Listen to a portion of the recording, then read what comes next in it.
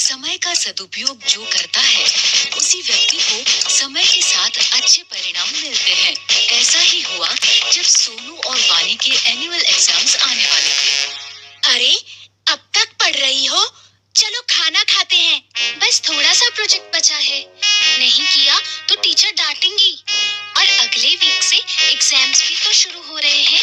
वानी बहुत ही मेहनती और समय का सदुपयोग करने वाली बच्ची थी, जबकि उसका भाई सोनू बहुत ही लापरवाह और शैतान बच्चा था। हर काम कल पर टालता था। तुम्हारा प्रोजेक्ट हो गया? अभी से प्रोजेक्ट? वो तो 6 पीरियड में देना है। अभी भी 2 पीरियड बचे हैं। मैं झट से कर लूंगा। अब जल्दी आओ, भूख लगी है और खेलना भी है। अरे सुनो, रुको। नहीं करोगे तो टीचर डांटेंगी। सोनू और वानी के मम्मी पापा हमेशा सोनू को वानी का उदाहरण देकर समझाते थे। देखो सोनू बेटा, अब तुम बड़े हो गए हो। खेल के साथ साथ तुम्हें अपनी पढ़ाई पर भी ध्यान देना चाहिए। हाँ मम्मी, कल से पक्का। सोनू, समय का सदुपयोग करना अपनी बहन से सीखो। देखो, समय से पढ़ती है, समय से खेलती है, आज का काम कल पर कभी नहीं टालती। आप देखना, मैं भी कल से पक्का ऐसा ही करूँगा। अभी जाऊँ खेलने, प्लीज। सोनू की लापरवाही दिन पर दिन बढ़ती ही जा रही थी और आखिरकार एग्जाम्स के दिन भी नजदीक आ ही गए। सोनू वानी की परीक्षा में अब केवल 2 दिन बाकी थे। बच्चों, अगले सोमवार से तो तुम दोनों की परीक्षाएं शुरू हो रही है ना? खूब मन लगाकर पढ़ो और अच्छे से परीक्षा दो। सोनू, मुझे तुम्हारी बहुत चिंता हो रही है बेटा। तुम हमेशा आज का काम कल पर टाल देते हो। पढ़ाई कल पर नहीं टालना। वानी की तरह सभी पाठ समय से पढ़ लेना, ठीक है? अरे पापा, परीक्षा में अभी पूरे 2 दिन बाकी है। मैं झट से पढ़ लूंगा सब कुछ। अभी तो मैं खेलने जा रहा हूँ। जब तक खेलूंगा नहीं, तब तक पढ़ाई भी समझ नहीं आएगी।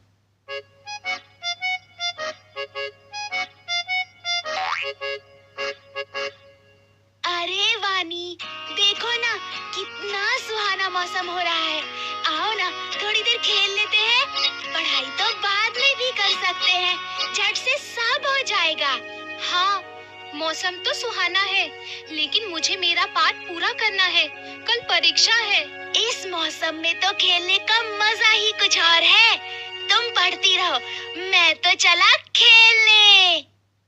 कुछ देर बाद वानी ने देखा कि सुहाना मौसम धीरे धीरे आंधी तूफान का रूप ले रहा है और काले बादल उमड़ रहे हैं, मानो बारिश कभी भी हो सकती है।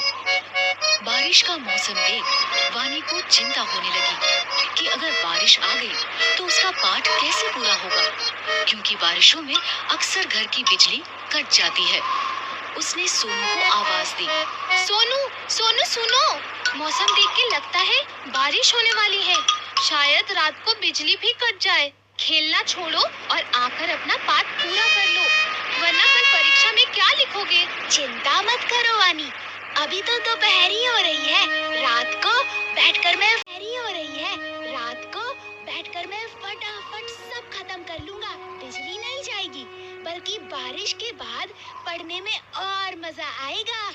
अच्छा, मैं जाता हूँ, मेरी बैटिंग आ गई। सोनू देर शाम तक खेलता ही रहा, लेकिन उसकी चिंता तब बढ़ी जब अचानक से बारिश शुरू हो गई। सोनू बुरी तरह घबरा गया और घर लौटा, जहां आकर उसने देखा घर पर ही नहीं बल्कि पूरे गांव में बिजली नहीं है। ये देखकर सोनू जोर जोर से रोने लगा।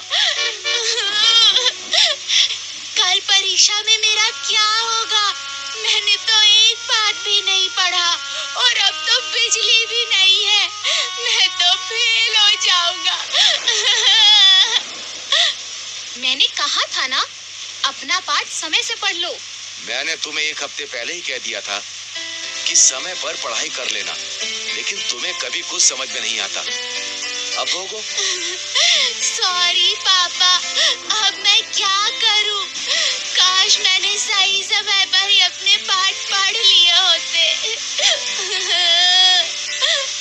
उसे समझ आ गया था कि उसकी लापरवाही कारण उसके पास अब पढ़ने का समय बचा ही नहीं। रोने से अब कुछ नहीं होगा।